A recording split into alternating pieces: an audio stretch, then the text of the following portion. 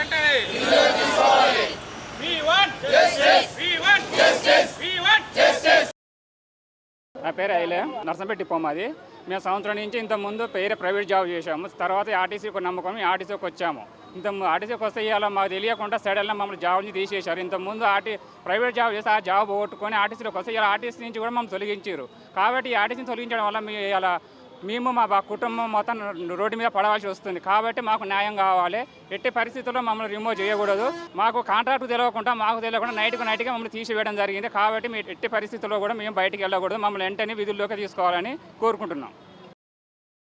మేము గత సంవత్సరంన్నర నుంచి వరంగల్ 2 డిపోలో కండక్టర్గా పనిచేస్తున్నాము. అవుట్సోర్సింగ్ పద్ధతిలో నియామకమయ్యాము. మమ్మల్ని ఇప్పుడు నైట్ అర్ధాంతరంగా ఒక 90 మందిని రిమూవల్ చేశారు. కారణం తెలియకుండా చేశారు. కనీస ఇంటిమేషన్ లేకుండా రిమూవ్ చేశారు. 90 మంది కుటుంబాలు ఇప్పుడు రోడ్డు మీద పడ్డాయి. కనీసం ఏం లేదు. మాకు ఏదో భరోసా ఉండాలన్న కారణంతో ఆర్టీసీలో జాయిన్ అయ్యాం. మేము కూడా గత మా తెలిసిన వాళ్ళ రిలేటివ్స్ వాళ్ళని చూసుకొని ఆర్టీసీ రావాలి, చాలా బాగా ఉంటుంది, భవిష్యత్తు బాగుంటాయి, మా పిల్లలకైనా భవిష్యత్తు బాగుంటుంది ఉద్దేశంతో ఎంత కష్టం ఉన్నా కూడా ప్రతి ఒక్క డ్యూటీ చేసాము. నైట్ అవుట్లు చేసాము. మేడారం జాతర జరిగితే కనీసం ఒక రూపాయి లేకుండా కూడా మేము ఏం డిమాండ్ చేయకుండా మేము డ్యూటీలు చేసాము. నైట్ అనకుండా పగలనకుండా. రమ్యశ్రీ నా పేరు. నేను వరంగల్ 2 డిపో నుండి మాట్లాడుతున్నాను.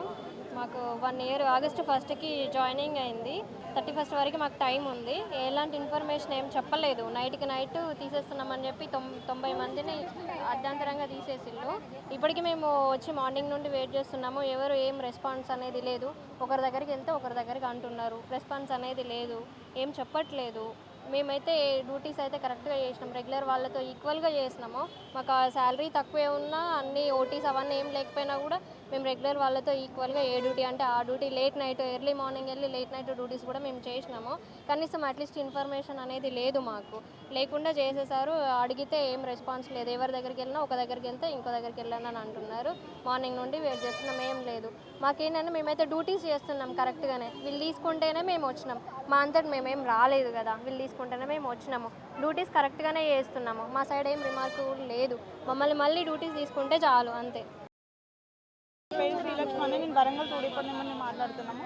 ఎలాంటి ఇన్ఫర్మేషన్ ఇవ్వకుండా మాకు నైట్లో గ్రూప్లో మెసేజ్ పెట్టడం, లిస్ట్లో పెట్టడం జరిగిందండి. సో ఇట్లా తీయడం ఎంతవరకు కరెక్ట్ అని మేము ఆగస్ట్ 1కి మేము జాయిన్ అయ్యాము. 1 ఇయర్ అవుతుంది. సో ఇప్పుడు కరెక్ట్ ఇలాంటి పొజిషన్లో మమ్మల్ని తీయడం కరెక్ట్ కాదు అండి. ఇప్పుడు మేము 90 మందిని లిస్ట్లో కొంచెం తీసేయచ్చు. నెక్స్ట్ ఇంకొక లిస్ట్ ఫ్యామిలీస్ నమ్మి వదిలిపెట్టి అయి ఉన్నాము.